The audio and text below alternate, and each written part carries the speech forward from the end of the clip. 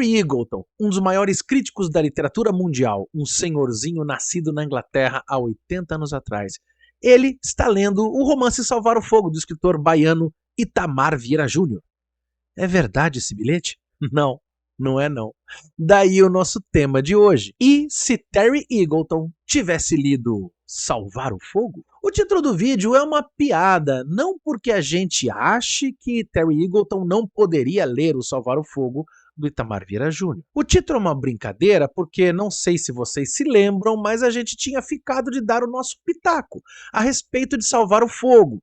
A gente tinha prometido também que iríamos fazer alguns vídeos sobre o livro Como Ler Literatura, do crítico literário britânico Terry Eagleton. Bom, um pouco por preguiça, muito por didática, pelo menos é assim que a gente pensa, quem quiser que discorde, a gente vai unir uma coisa com a outra. A gente vai colocar o pensamento de Eagleton para ler Salvar o Fogo. Fazer uma espécie de rinha de escritores, polêmica, treta. Sim, é disso que o povo gosta. Brincadeiras à parte, há boas razões para isso e que a gente apresenta sim, mas logo depois da vinheta.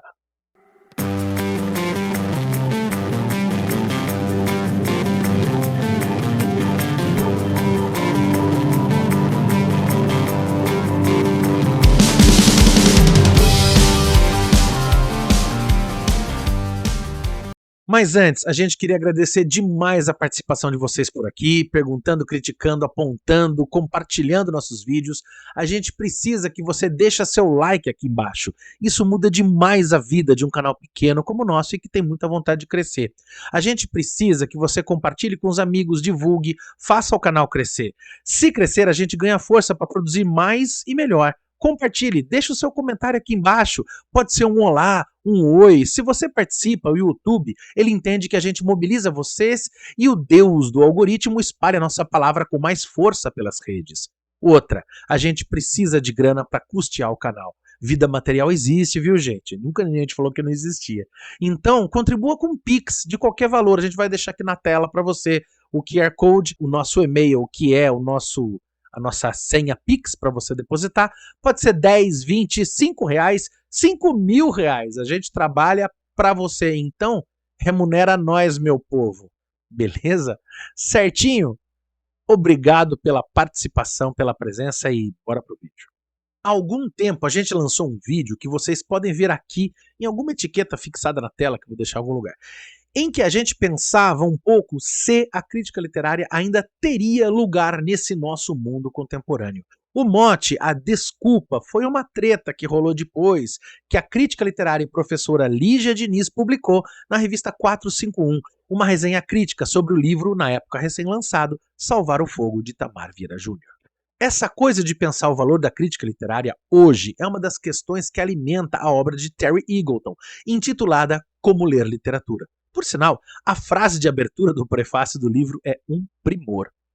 Como o sapateado, a arte de analisar obras literárias está quase extinta. Esse é um humor bem britânico do Eagleton, né? Por sinal, é um dos pontos fortes do seu livro, que em nada se parece um tratado acadêmico. Isso tanto para o bem quanto para o mal, porque pra gente aqui, a gente não é da opinião de que a palavra acadêmico deva sempre ser usada, como costuma acontecer, com um certo tom negativo. Acadêmico não é sinônimo de pedantismo, de linguagem embolada, de hermetismo. Não que isso não aconteça. Acontece muito, às vezes até com razão, mas isso é um ponto para uma outra reflexão.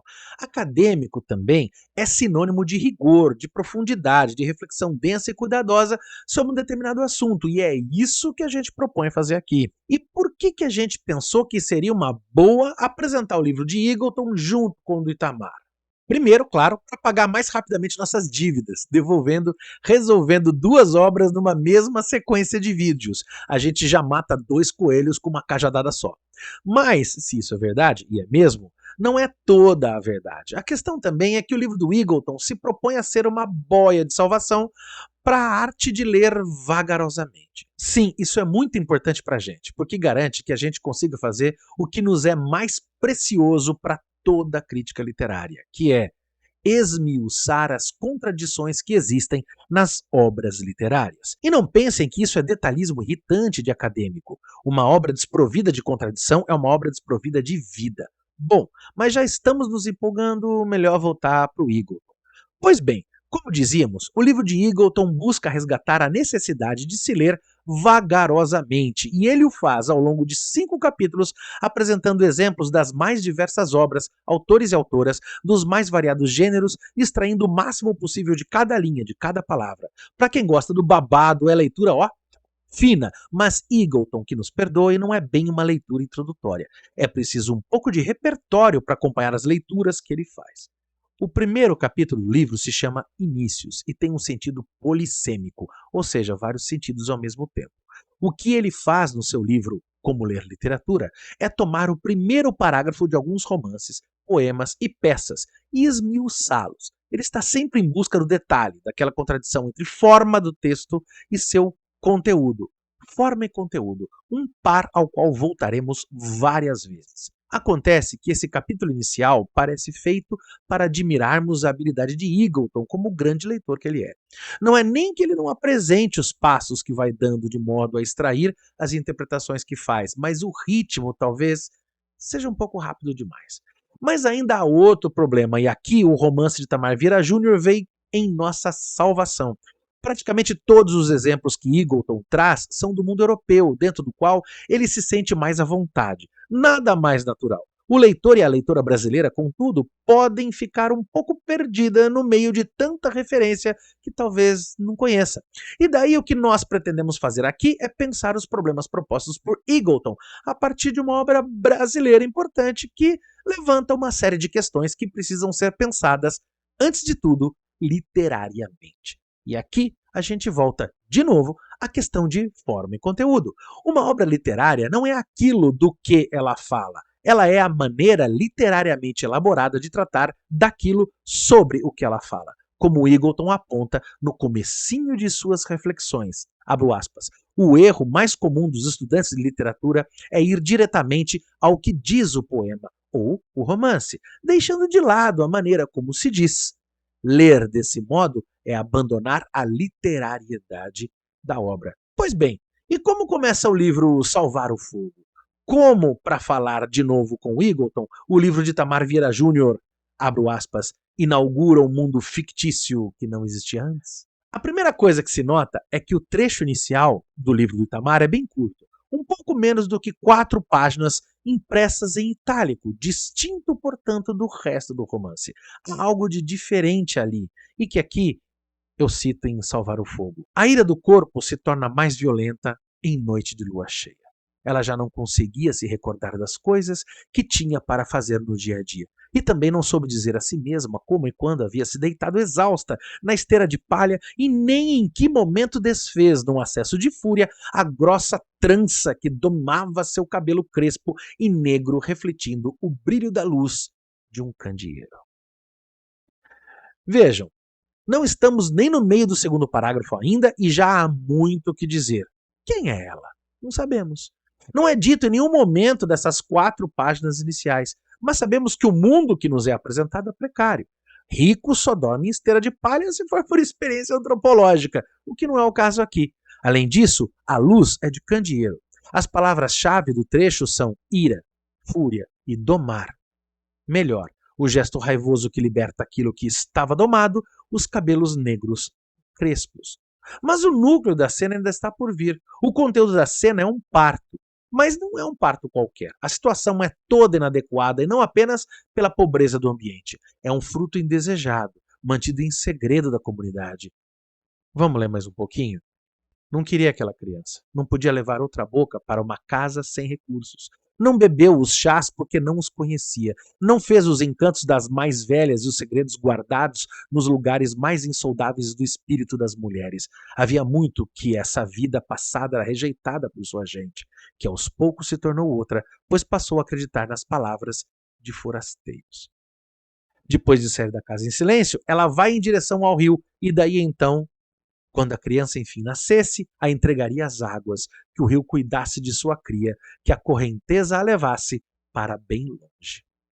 E com essas palavras o início do livro se encerra. Quem é ela? Não nos é dito. Porque ela não quer o filho, tampouco. Quem são esses forasteiros que roubaram o conhecimento das mulheres? Nada. Em resumo, o início do livro aposta no elemento suspense. Num primeiro momento, eles nos prendem porque usam um recurso literário muito comum, nos lançar no meio de uma situação tensa, sem muitas informações, e interrompê-la no seu ponto mais alto de voltagem narrativa. Sabe quem faz isso muito bem? Dan Brown. Duvidam? Vão lá no início de Código da Vinci, embora o conteúdo não possa ser mais diferente, o recurso literário, a forma, é o mesmo. Antes que nos atirem pedras, claro que há outras diferenças nos romances, por favor.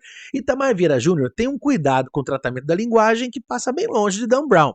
Mas a gente está focando nesse recurso ao suspense no momento. Mas, estruturalmente falando, estamos no mesmo universo das formas. E como é que o livro de Dan Brown começa? Vamos lá ver? Museu do Louvre, Paris, 22h46. O renomado curador Jacques Sonnier percorreu cambaleante a arcada abobadada da grande galeria do museu.